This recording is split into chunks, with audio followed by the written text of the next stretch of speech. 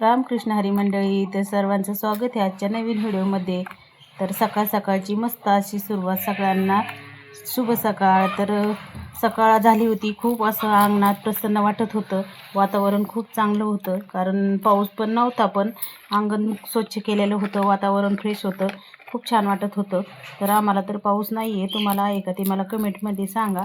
तर पहा आमचं वातावरण किती छान दिसतंय, आणि अंगण पूर्ण स्वच्छ करून घेतलं होतं मी। सगळं आवरून झालं होतं, गायांचं वगैरे सगळं आवरून स्वच्छ करून दारा वगैरे काढून झाल्या होत्या। तर सगळं अंगण स्वच्छ केल्यावर खूप छान वाटतं।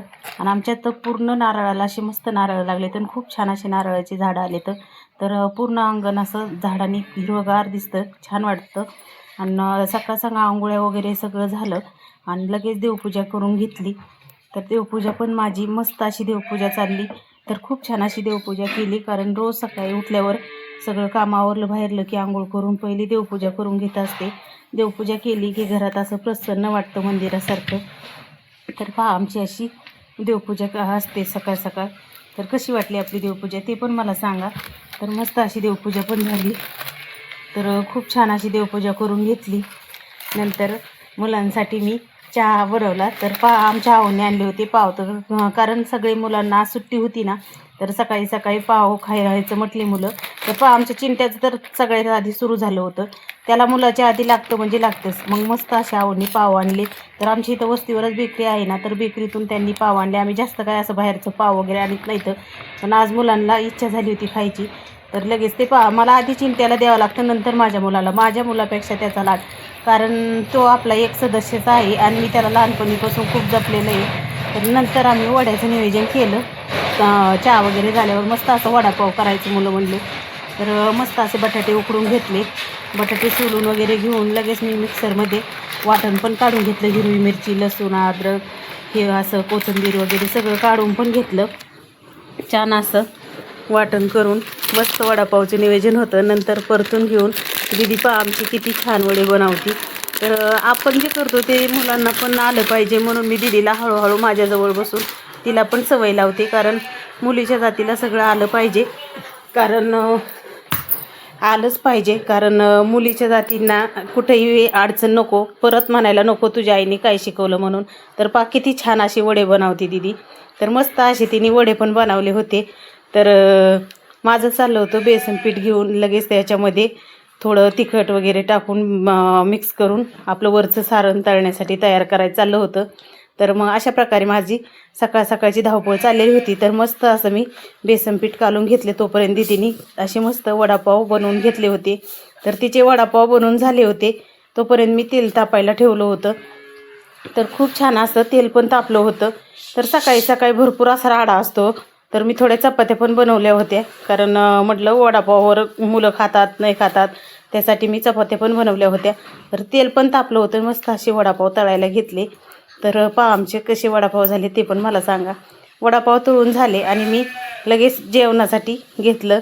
तर असे वडापाव, परत लाल चटणी वाटलेली पण होती, आणि थोडं सुका बटाटा पण होता, आणि मस्त अशी चपाती, वाटलेली चटणी, वडापाव मस्त असा बेत होता। लगेच चिंट्या तर लगेच येऊन बसला होता पाव खाण्यासाठी, मग त्याला पण खायला दिलं। तर सगळ्यांनी आम्ही असं मस्त जेवणच केलं, आणि वडापाव वगैरे खाऊन घेतलं। खूप छान वाटत होतं, मुलांना सुट्टी होती म्हणून वडापावचा बेत होता आमचा। आणि लगेच चिंट्या तर मध्येच करत होता, तर त्याला आधी द्यायलाच लागतो मला, तो कुठं पण माझ्याबरोबरच असतो। आणि वाटलेली चटणी पण होती, मस्त असे वडापाव, छान असे वडापाव बनवले होते।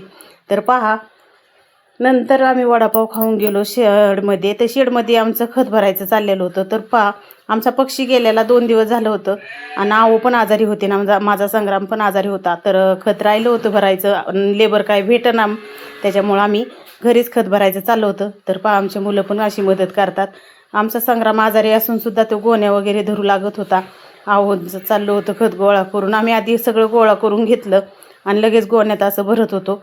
तर सगळं आमचं खत भरायचं नियोजन चाललं होतं, दीदी पण भरत होती, आहो पण, आणि मी पण, सगळे तुम्ही म्हणता ताई तुम्ही नव्हते का, तर मी पण खत भरत होते, पण मोबाईल धरायला कोणी नव्हतं, म्हणून मी व्हिडिओ काढूपर्यंत तुम्हाला दिसले नाही। तर आमचे पूर्ण असं खत भरून झालं होतं, आणि काही राहिलं पण होतं. आणि हे अशा गोण्या लगेच आमचं शिवून पण झाल्या होत्या. तर आमचे सासरे मागं गोण्या पण शिवत होते. तर अशा प्रकारे खूप छान असं शेड आम्ही पूर्ण खत गोळा करून घेतलं होतं. सगळे भांडे वगैरे आधीच काढून घेतले होते, कारण भांडे काढून घेतले की खत भरायला पटकन होतं. म्हणजे मध्ये मध्ये भांडे दोऱ्याला त्याला गुतायला नको म्हणून आम्ही साईडला काढून ठेवले होते. आता हे पूर्ण खत भरून झालं की पूर्ण झाडून वगैरे घ्यायचं, स्वच्छ करायचं, नंतर धुवून घ्यायचं. ते पण काम आम्हाला बऱ्याच दिवस जातं. तर नंतरून आम्ही सगळेजण काम करत होतो. इकडं आमचे सासरे, आमच्या अण्णा पण गोण्या शिवत होते. तर सगळ्याचं मिळून चाललं होतं काम. तर अण्णाचं पण गोण्या शिवायचं चाललं होतं लगेच मागं. तर सगळ्यांनी पटकन आवरून घेतलं. आम्ही खत भरूपर्यंत त्यांनी लगेच सगळ्या गोण्या पण शिवून घेतल्या होत्या. माझ्या दिदीला पण गोण्या शिवायला येतात, पण अण्णा शिवत होते तोपर्यंत आम्ही सगळ्यांनी खत भरून घेतलं. तर दीदी आणि संग्राम कसं खत भरत होते. तर आवडने आम्ही सगळ्यांनी मिळून खत पण भरून घेतलं. आज सगळी अशी धावपळ चालली होती. तर कसा वाटला आपला व्हिडिओ ते कमेंटमध्ये मला नक्की सांगा. जास्त शेअर करा. धन्यवाद.